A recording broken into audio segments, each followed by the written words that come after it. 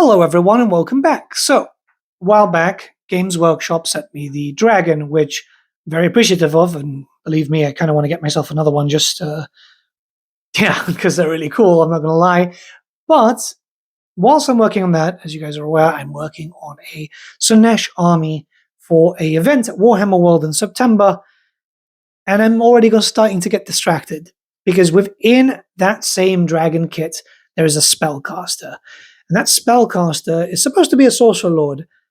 He doesn't look like it, I'm not going to lie. However, it kind of got the wheels turning, considering that he looks more like a Norscan sorcerer. I've got 2 reinforcement boxes that I purchased a while back for the brand new Marauder kits, and seeing this guy has made me want to do that Wolves of the Sea army I've been talking about for the past year now, I think, maybe a little bit longer. I can't even remember when the Wolves of the Sea got released, but I've not done anything with them just yet. I figured this guy is the perfect Norscan shaman. We've got like 80 dudes, 100 dudes. So why not get started with that? And by that, I mean painting this brand new sorcerer. A big thank you once again to Games Workshop for sending it to me. I very much appreciate it, especially as hey, it's going to give me another project to do, and I always like doing more and more projects. So let's go check out the model in person a little bit more before I give him a paint. He's already been built up. He's very monoposy. You can give him a different head or a different helmet, but I figured have him like a proper sorcerer and see what we can do.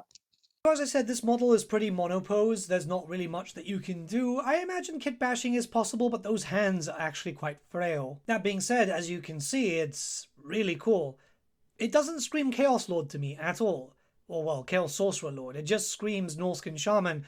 And it's a good thing, though, because I don't think we've had a lot of Norsca representation just yet, barring just like the Mora Horseman and the Marauder on foot. Here's hoping we get some more in the future, especially as we've seen a good interpretation of Norsca on Total War Warhammer. But I'm going to be going through a contrast method here, because I feel like that's probably going to be the best way to go. And we'll start off with like the biggest section. So Gore-Grunta fur on the fur.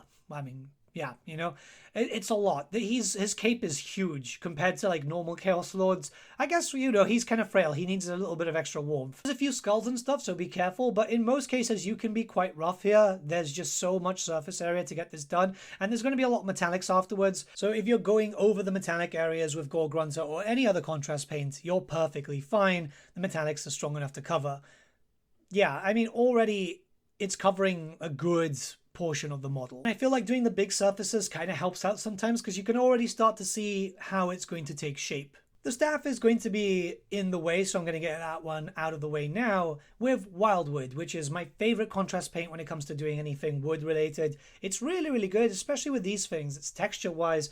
You can also use them on dryads really well.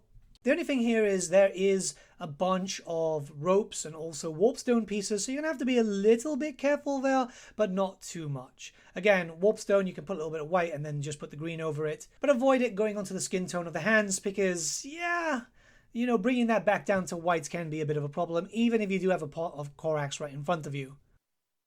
Jumping into the metallics now with some lead Bertsche. So I've got a pot there and obviously a pot of water right next to it so I can thin it down, and I'm just going to hit all the metallics with it, even the stuff that's going to be gold later, just to make sure that I've covered all the sections and it looks a little bit fuller. Sometimes you need to do that just so you can get a good vibe of how the model is going to look a little bit later when it's all fully done.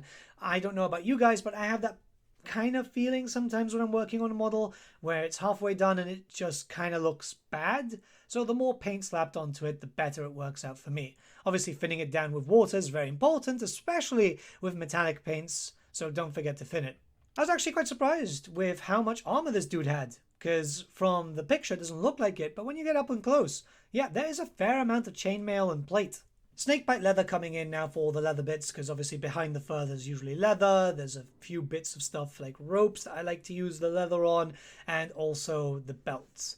This is one of the good paints too, because if you've got the Gore-Grunta and there's a few white spots on it for any reason, maybe your brushes are getting a little bit frayed, you can kind of go over that and it makes it look a little bit more natural and adds a little bit more tonnage. It's important to get different browns in there just to make it a little bit more vibrant. Brown is good in general, like Gore-Grunta is great, but adding a little bit more will just make it pop a lot more. There's a little bit of cloth, so I'm just putting some Black Templar on there, just to get a little bit of darker tones. It's really good too when you start getting it into the edges, because it will lighten up quite well.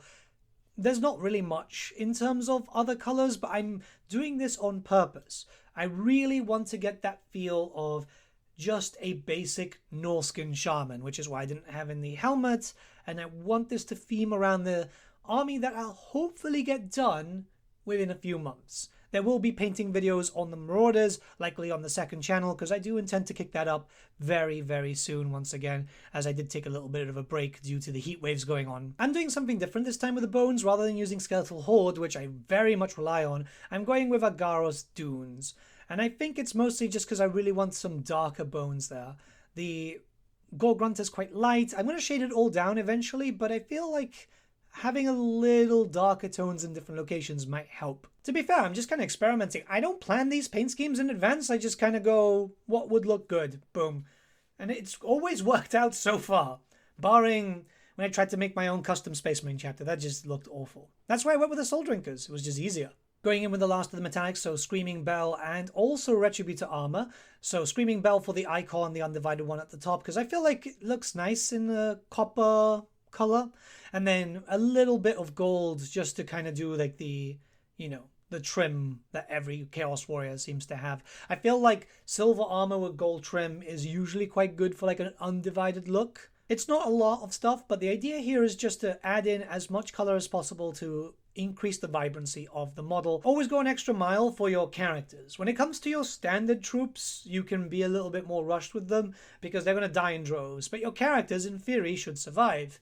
Unless you get kind of lucky like I've been for a few games recently. And then finally, some Guilliman flesh, some fixes, and I forgot to record myself painting with the orc flesh. I use orc flesh for warpstone because I kind of like the darker green, and then I can just kind of bring it up if I need to. It's a pretty simple model, and then afterwards just giving it a full all-over wash of null oil, as null oil is really good for bringing down everything at once if you want to do that. I know some people like doing spots with the shades, so using different types of shades, but when it comes to something kind of uniform, null oil isn't too bad. I do thin mine down a little bit though, because it's this new recipe. I don't like it too much. I miss the old null oil, which was a bit more, well, oily. This feels more like a contrast paint sometimes. So here we are with the outro, and unfortunately the camera broke. That's annoying, but I'll have to replace that before I can start doing some battle reports again. I'll be going out next week to check out some different types, and hopefully I can find one that suits my needs. So battle reports might be a bit delayed until that happens, which I really do apologize. I really wanted to get a battle report with that dragon done. It's just sod's law, right? Something stops working right as you need it. Hopefully looks alright, but I will post a pic which I think looks a little bit better. Either way, I'll put it at the end of the video. I'm pretty content with how he looks. He looks much better. No, even the pics don't come out too well. Oh boy. I'm very content with how he looks. I just wish I could show it in better quality. This sucks. It's an unfortunate reality of things. Hopefully it won't be too long until I can get up and running again, because I did want to actually start recording battle reports and doing more painting videos. But hey, you know, these things happen. Maybe it's for the best. The end times are coming, so I need a little bit of time to focus on Total War. But let me know what you guys think in the comments below. Start a bit of a discussion, and hopefully next time there'll be a proper video without these issues. See you guys!